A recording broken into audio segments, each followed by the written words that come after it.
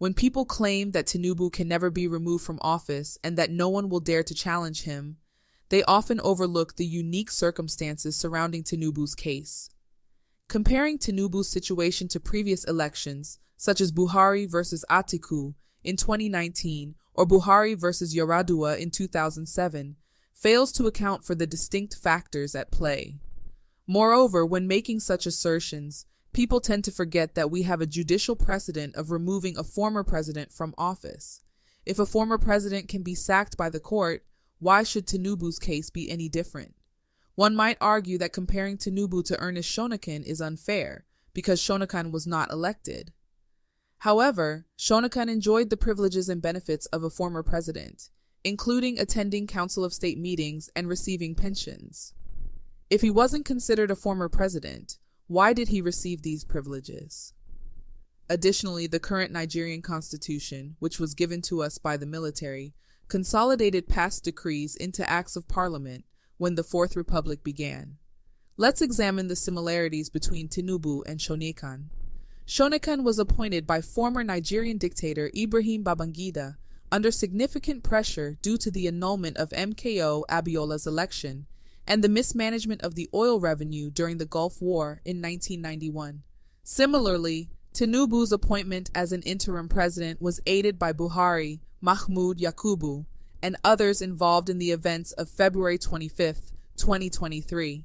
Just like Babangida, Buhari was under immense pressure as Nigeria faced soaring debt and persistent security challenges, with states like Katsina and Zamfara still plagued by banditry and insecurity. Buhari's departure from Nigeria after claiming a successful election further highlights the circumstances. Examining the court's decision to sack Shonekan in 1993, it was ruled that his position was unconstitutional, as Nigeria's constitution does not recognize an interim president. Now let's consider the constitutional aspects the court will scrutinize in Tinubu's case. Tinubu is the first person to take the oath of office as the president of Nigeria, without winning 25% in Abuja, since the Fourth Republic began in 1999. In previous presidential elections, winners secured the mandatory 25% requirement in Abuja. The Constitution states that if there is no winner after the first round of a presidential election, with more than two candidates, the Abuja 25% requirement is not necessary in the second round. Therefore, the court will examine the constitutional requirements Tinubu failed to meet. Subsequently, they will assess whether he obtained the lawful votes and met the 25% spread in 2/3 of the 36 states of Nigeria. According to the BVAS report presented at the Presidential Election Petition Tribunal, Tinubu benefited from substantial overvoting in numerous states, resulting in thousands of votes. The court will carefully consider this evidence and address the petitioner's claims, which request several actions to determine whether Tinubu fulfilled the necessary provisions before being declared the winner. If the court is convinced by the evidence, they will rule in favor of the petitioners. Looking back to the illustrious days of the Nigerian judiciary in 1993, when judges were held in high esteem for their fearless judgments against military governments, it becomes clear that judges should not fear Tinubu today.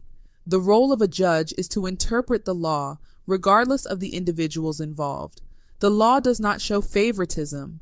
They must interpret the law and deliver judgment based on the precedent set in 1993 when a Nigerian judge sacked a former president. This indicates that it is possible to remove another president in 2023 if there are constitutional breaches. The judges must uphold the law. Moreover, the judiciary needs to redeem itself, as allowing non-elected individuals to retain power, as observed during the election, will result in a lack of compliance with court orders and a disrespect for the judiciary. Such lawless individuals, who already exhibit disregard for the law by unlawfully detaining people, need to be held accountable. It is essential to follow the correct order of proceedings. Detaining someone while conducting an investigation is not how it works. These individuals do not have immunity. They can be questioned or invited for investigation. Once the investigation is completed, they can be charged in court. Investigations need not be entirely finished before filing charges. Even if the person is convicted on one charge, they can be charged with another offense. Regardless of the severity of the crime, whether it involves billions of dollars or naira, fair hearings are imperative. This was demonstrated in the case of Dasuki, who was held in detention for years without being charged.